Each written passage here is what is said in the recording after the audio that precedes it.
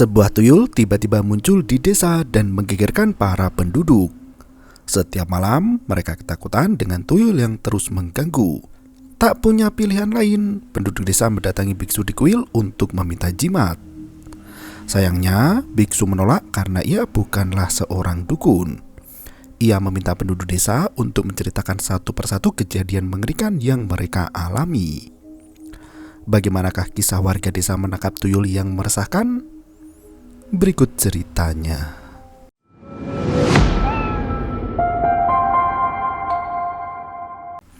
Kisah dimulai dari seorang wanita yang mendatangi klinik ilegal. Ia mengeluarkan bayi dalam perutnya meski belum waktunya melahirkan. Dengan sedikit paksaan, bayi itu berhasil dikeluarkan dari dalam perut. Dan awalan ini mendasari kejadian yang terjadi 10 tahun kemudian. Di sebuah pasar tradisional, ramai warga desa berjualan berbagai bahan makanan, mulai dari daging, ikan, dan makanan yang sudah jadi. Ada yang ramai dan ada juga yang sepi pengunjung. Tak hanya orang normal, bahkan wanita gila juga berada di pasar itu dengan kesibukannya sendiri. Malam harinya, warga yang mabuk melihat anak kecil jongkok di depan mobil yang terparkir. Pria itu mencoba menakuti anak kecil yang ada dan menyuruh untuk bergegas pulang karena hari sudah malam. Sayangnya, anak kecil yang dilihat pria itu bukanlah manusia, melainkan sosok tuyul. Pria pemabuk itu lari kalang kabut ketakutan setengah mati.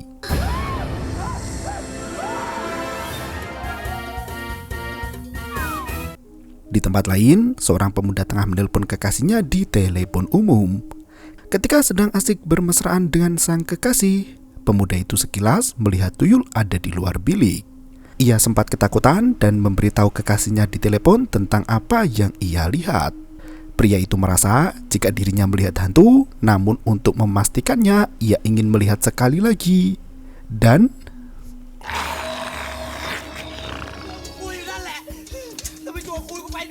pemuda yang ketakutan itu bergegas pergi dan menutup teleponnya.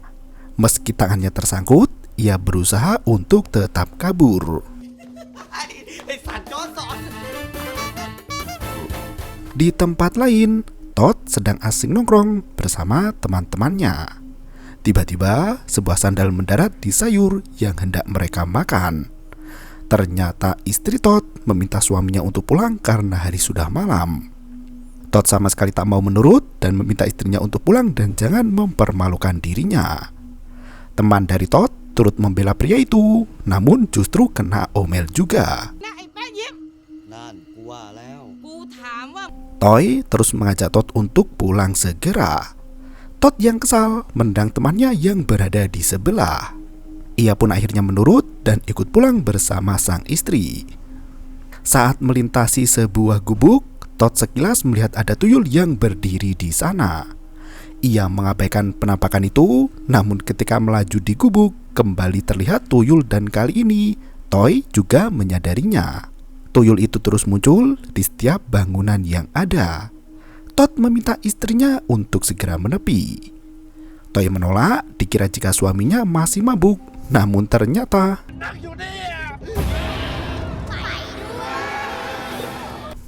di tempat lain, seorang pria mengintip gadis muda yang tengah mandi. Ketika gadis itu masuk ke dalam, pria itu tak mau melewatkan kesempatan untuk mengintip. Namun ternyata seorang anak kecil bernama Tweng mendatangi bapak-bapak yang tengah bersantai. Bocil itu memberitahu untuk memotong rumput esok hari sesuai dengan perintah dari kepala biara. Karena malam semakin larut, bocil itu minta untuk diantar pulang. Jan terpaksa mengantar dan menggandeng dua anak. Ternyata salah satunya adalah tuyul.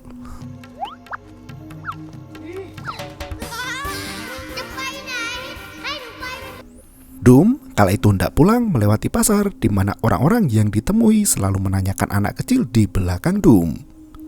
Pria itu merasa heran karena sedari tadi ia hanya berkendara sendiri dan tak ada anak kecil yang bersamanya.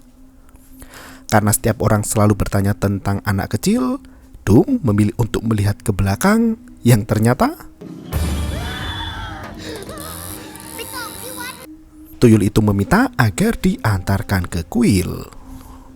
Seorang gadis yang sudah tak tahan memilih untuk kencing di jalan. Karena tak ada air di sekitar, gadis itu memilih untuk pergi begitu saja dan akan mandi ketika sampai rumah nanti. Sayangnya, ketika berjalan di persimpangan, ia bertabrakan dengan tuyul dan langsung pingsan. Di tempat lain, dua biksu kecil datang dan meminta untuk tidur bersama dengan biksu senior. Sayangnya, ada tuyul di sana dan membuat mereka lari ketakutan. Di lain hari, warga yang sudah melihat tuyul berkumpul di warung Pak Keng. Ketika asik berdiskusi, tiba-tiba kini, ketika malam menjelang, seluruh warga bergegas menutup jendela rumah mereka, termasuk keluarga Kuan dan istrinya Noi. Pagi harinya, biksu kepala memimpin untuk mengambil sedekah di masyarakat. Luang Por cukup terkejut melihat telur rebus yang terselip di ketiak Noi.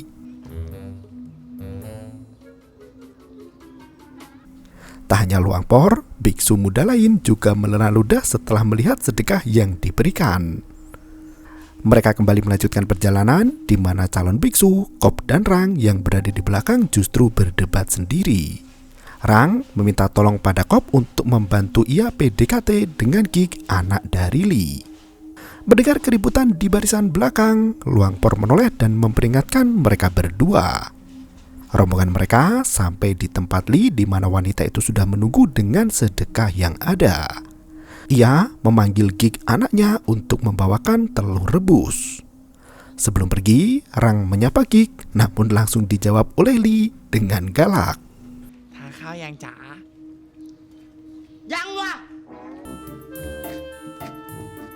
Kop mendekati Li sembari membisikkan jika Rang adalah anak dari konglomerat Inggris yang sengaja tinggal di Thailand. Rang sangat kaya raya dan berharap bisa menjadi pertimbangan Li agar Rang bisa mendekati Gig. Li sempat tak percaya dan justru ia berpikir kenapa ayah Rang meninggalkan anaknya sendirian di Thailand jika memang kaya raya. Di pasar sendiri ramai warga yang mengeluh jika mereka tak bisa tidur dengan nyenyak. Bahkan gosip-gosip tak sedap mulai menyebar tentang penyebab dari semua teror yang terjadi.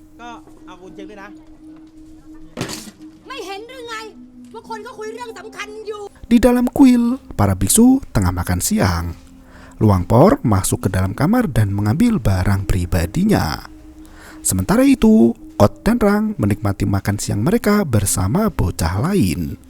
Tiba-tiba, kucing hitam jatuh di atas makanan, membuat Kop merasa sedikit ketakutan. Hari itu, warga berbondong-bondong datang ke kuil setelah terkena teror tuyul setiap malam. Song mengantar ayahnya Teng ke kuil untuk mencari petunjuk. Dalam kuil, beberapa orang sudah berkumpul. Sho, pria duda, menyukai Li yang merupakan janda anak satu. Mereka saling menggoda satu sama lain. Kop dan Rang bergegas menuju biksu kepala dan memberitahu jika warga sudah berkumpul di paviliun. Luang Por kebingungan dengan apa yang terjadi karena ia sama sekali tak membuat acara. Ia bergegas memeriksa keadaan. Warga langsung mengeluhkan tentang tuyul yang selalu mengganggu setiap malam. Sho meminta saran biksu kepala atas apa yang terjadi. Luang Por menjelaskan jika dirinya bukan dukun dan tak bisa memberikan jimat dan semacamnya. Kuan memberitahu jika mereka tak mengenal sosok bocah itu. Neng yang berada di barisan depan memberitahu jika ia melihat sosok hantu tersebut. Ia bercerita jika malam itu dirinya bersama ketiga temannya mabuk dan memutuskan untuk pulang. Setelah saling mengencingi satu sama lain, Neng mengajak untuk melakukan hal lain terlebih dahulu. Ia mengajak Jingjong untuk melihat istri dari Ot yang bernama Pia. Sayangnya, tak ada satupun dari mereka yang mau mengikuti kegiatan dari Neng. Melihat Pia ada di jendela, Neng bergegas mencari bijakan agar bisa menuju ke lantai atas. Sayangnya, bukan Pia yang Neng lihat, melainkan sosok tuyul yang selama ini mengganggu warga kampung. Ot, suami dari Pia langsung tak terima dan menghajar Neng. Meski Neng meminta perlindungan pada Luangpor, Ot tetap menghajar Neng dan perkelahian pun tak terelakkan. Sho mencoba menenangkan mereka dengan mengatakan jika pondok kebakaran. Sayangnya, cara itu tak berhasil. Luangpor menggunakan cara yang sama, namun kembali tak berhasil. Ia pun memberikan nasihat pada warga yang datang jika mungkin hantu itu adalah arwah dari anak yang kesepian. Kali ini, giliran Lee yang bercerita. Ia kala itu sempat pergi ke kuil untuk mencari peruntungan.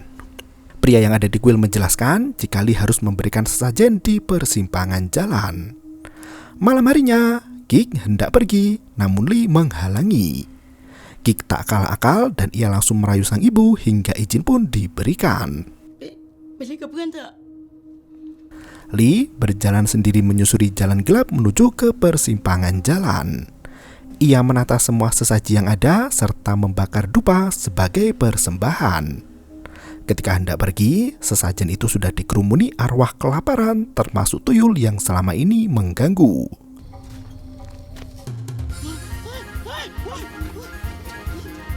Ketika tengah malam, Lee yang asik menonton televisi menyadari ada sosok tuyul yang mengamatinya dari ventilasi rumah. So yang mendengar hal itu langsung menanggapi jika tak hanya Lee yang melihat tuyul itu, melainkan dirinya juga melihatnya. Warga justru menggoda kedekatan mereka berdua dan berharap mereka bisa segera menikah. Luangpor meminta Sho untuk menceritakan bagaimana ia melihat tuyul itu. Kala itu, ketika ia bersih-bersih sekolah, Tueng datang dan mengerjainya. Sho kehilangan 5 bat setelah ditipu bocah kecil itu. Sore harinya, ia pulang ke rumah. Namun sebelum itu, Sho mampir ke tempat Pak Keng. Ketika hari sudah larut, tuyul mengerjainya dengan menggelitik kaki Sho. Pria itu bangun dan tak terima. Ia menantang tuyul itu untuk menampakkan diri dan Sho pun pingsan seketika. Luangpor justru mengejek Sho yang sudah lama ditahbiskan namun masih tak bisa berdoa. Ketika mereka semua tertawa, sesuatu memukul kepala Neng. Ia menuduh Ot yang melakukannya hingga pertempuran pun kembali terjadi. Sho mengomentari Bia yang sangat bangga menjadi penyebab dari pertarungan. Tak berselang lama, geng Angel pun datang masuk ke pavilion kuil. Mereka langsung mengambil tempat yang paling depan. Luangpor menanyakan apakah Out juga melihat tuyul itu. Para anggota geng langsung menimpali jika mereka melihat makhluk mengerikan ketika bermain kartu.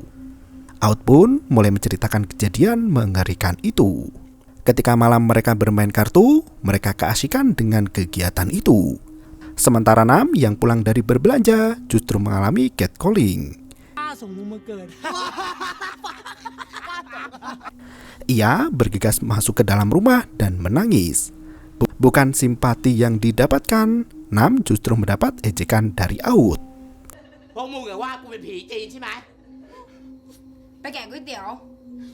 Ketika mereka asik bermain kartu, tiba-tiba tuyul yang muncul tiba-tiba membuat geng Angel pingsan seketika. Sho merasa jengkel dengan para muda-mudi yang doyan main judi. Quan mempertanyakan apakah ada jimat atau air suci yang bisa menangkal makhluk itu.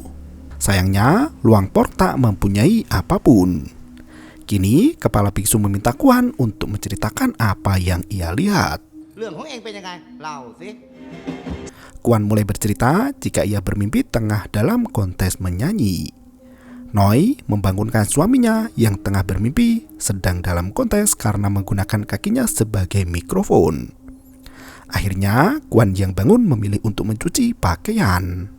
Sembari bernyanyi, Quan merasakan ada gangguan yang selalu datang padanya. Ternyata itu adalah Noi yang kesal mendengar nyanyian dari Quan. Luangpor dan Sho meminta pria itu untuk langsung menuju ke inti cerita. Quan meminta untuk bersabar karena setiap cerita mempunyai latar belakangnya. Ia pun lanjut bercerita di mana malam itu ketika pulang dari rumah Gik, Kuan bernyanyi dan mendengar suara lain yang menyambut nyanyiannya. อย่าให้พี่หลงรัก Merasa tak ada siapapun, Kuan berhenti untuk mengecek keadaan. Ia kembali bernyanyi, dan benar ada suara lain yang menyambut nyanyiannya. Ia pun bergegas pergi, namun setiap ia bernyanyi selalu ada suara yang menanggapi. Sesampainya di rumah, Kuan menenangkan diri. Ia mencoba kembali bernyanyi dan sosok itu masih menyahut nyanyiannya. Ketakutan dengan apa yang terjadi, Kuan bergegas masuk ke dalam selimut. Ia menceritakan apa yang terjadi pada Noi. Mereka pun bernyanyi bersama dan sosok itu suara kembali menyahut nyanyian mereka berdua.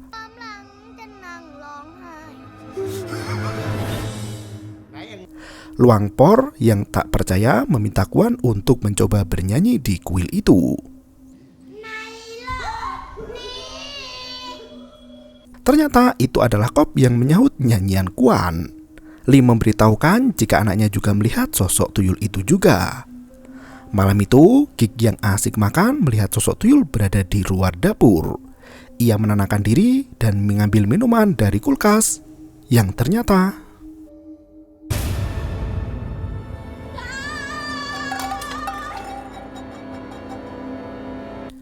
Gig bergegas mencuci piring di dekat sumur.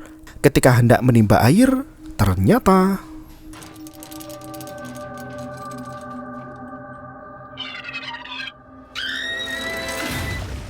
Luang Por meminta Gig untuk memperbanyak sedekah.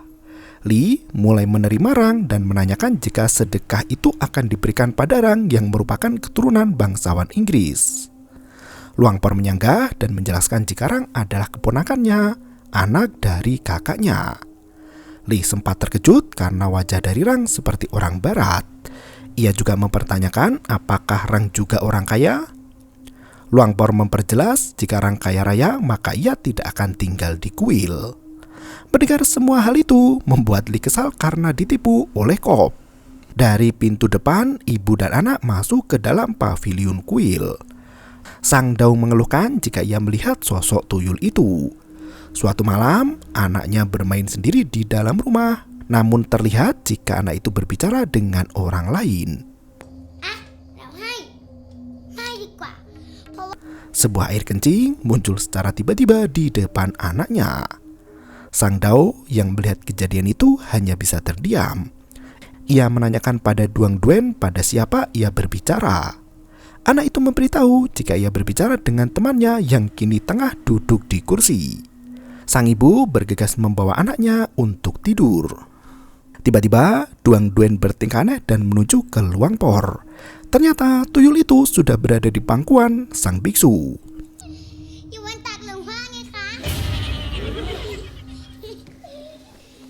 Luang Por bergegas bangkit dari duduknya. Ia meminta sang Dao untuk kembali ke rumah. Di saat yang bersamaan, Mek datang dan memberitahu jika hantu telah mendatanginya. Sebelumnya, ia sesumpah akan menendang dan memukul hantu itu. Mek pun mulai bercerita, di malam setelah ia selesai bekerja, ia kembali pulang. Ketika merebahkan diri untuk beristirahat, sosok hantu perempuan tiba-tiba muncul dan membuatnya tak bisa tidur dengan tenang.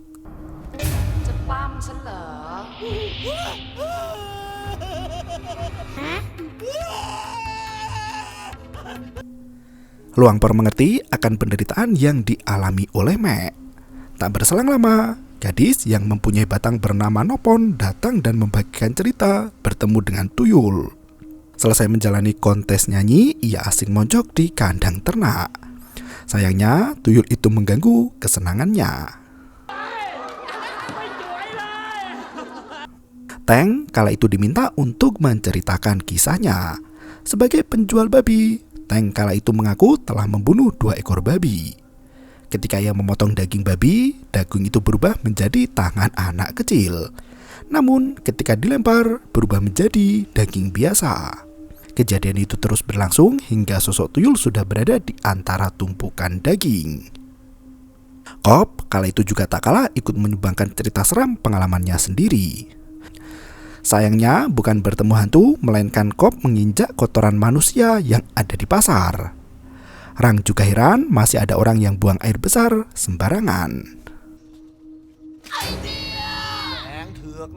Kali ini pria kerdil bernama Prasticok yang hendak bercerita.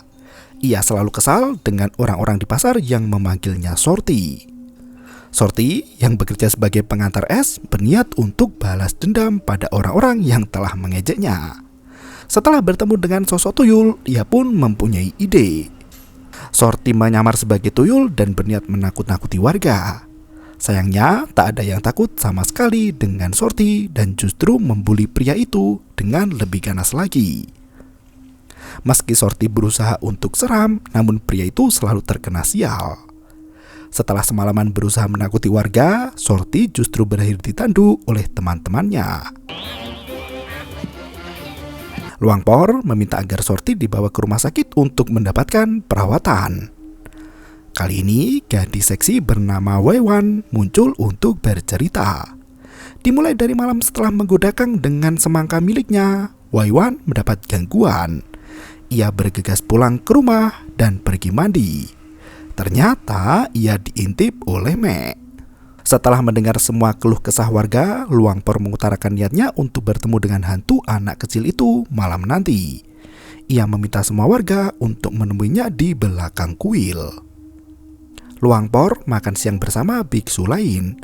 Ketika ia berada di dalam kamar, terdengar para biksu yang membicarakan asal-usul dari hantu tuyul yang mengganggu warga. Mereka merasa jika hantu itu berasal dari tempat lain dan bukan berasal dari daerah mereka. Luangpor yang mendengar percakapan itu hendak membuka kenangan lama yang ia simpan dalam lemari. Geng Angel kala itu menolak untuk hadir ke kuil nanti malam. Sayangnya niatan itu langsung dihadang oleh anjing yang menggonggong. Salah satu geng Angel yang berdiri sendirian pun selamat setelah wanita gila mengusir anjing tersebut. Sore itu, Tueng menemui Luangpor dan memberitahu jika ada wanita gila yang meminta makan. Wanita gila itu kini tengah asik berjoget dengan Sop, Kop, dan Rang.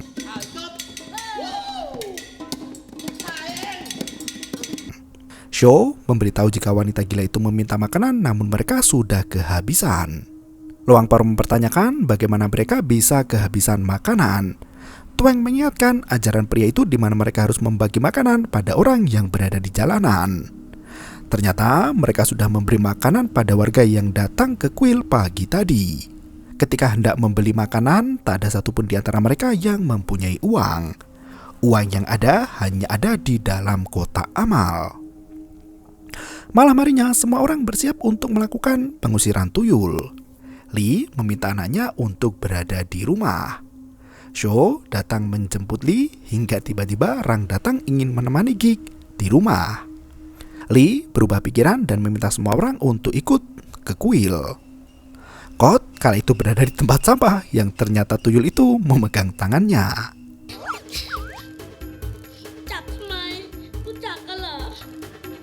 Warga kala itu sudah berkumpul di dalam benang suci. Luangpor memberitahu jika ia bukan dukun dan meminta agar benang suci itu dibereskan kembali. Luangpor memulai dengan memanggil tuyul itu. Ternyata tuyul itu sudah berada di antara para warga.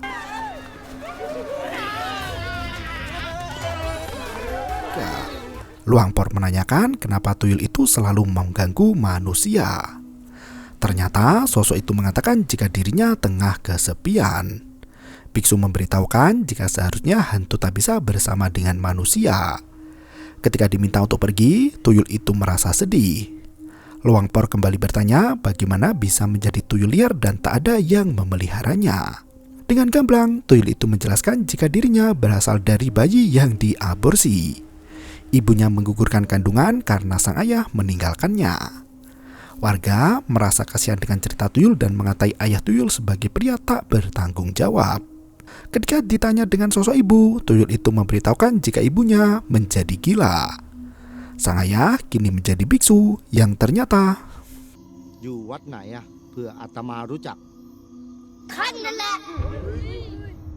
tuyul itu menunjuk Luangpor sebagai ayah kandungnya. Luangpor langsung teringat kejadian dulu sebelum menjadi biksu. Kala itu ia pulang ke rumah dan langsung mendapat omelan dari sang istri karena belum mendapat pekerjaan. Luangpor menjelaskan jika ia ditahbiskan karena banyak masalah dalam hidupnya. Ia meminta tuyul itu untuk pergi dan jangan mengganggu manusia lagi. Tiba-tiba setan kecil itu menangis. Ia memberitahu jika ibunya ada di sana. Wanita gila yang berada di pasar pun muncul dan mengingatkan Luangpor tentang istrinya.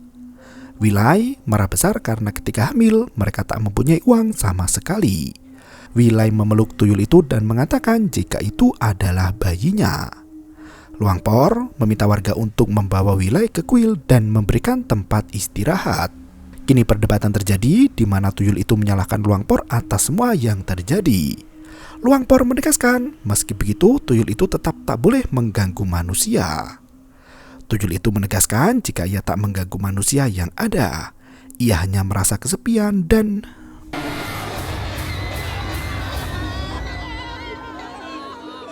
kesal dengan tuyul itu. Luangpor meminta Kop untuk mengambil wadah guna menangkap tuyul tersebut. Tak kalah akal, tuyul itu membesar dan menunjukkan kekuatannya. Warga yang datang mulai ketakutan. Luangpor meminta tuyul itu untuk tenang. Jika ia terus berbuat jahil, maka warga kota akan membenci termasuk dirinya. Tuyul itu tiba-tiba menghilang dan merasuki sang biksu. Tuyul memberitahu warga jika ia sangat senang karena akhirnya bertemu dengan kedua orang tuanya. Tuyul itu keluar dari tubuh biksu. Warga mulai menyalahkan Luangpor yang meninggalkan keluarganya. Luangpor mengatakan jika masalah tak sesimpel itu. Tuyul pun memeluk tubuh Luangpor, ayah kandungnya sendiri. Ia mengaku merasa senang karena 10 tahun ia mencari keberadaan kedua orang tuanya. Setelah semua urusan selesai, tuyul itu menghilang. Warga yang masih berkumpul mulai menjodohkan Li dengan Show. Ternyata tuyul tak hanya ada satu, masih ada banyak tuyul yang bergelantungan di menara kuil. Dan film pun berakhir. Yo, bermau itu ketarik.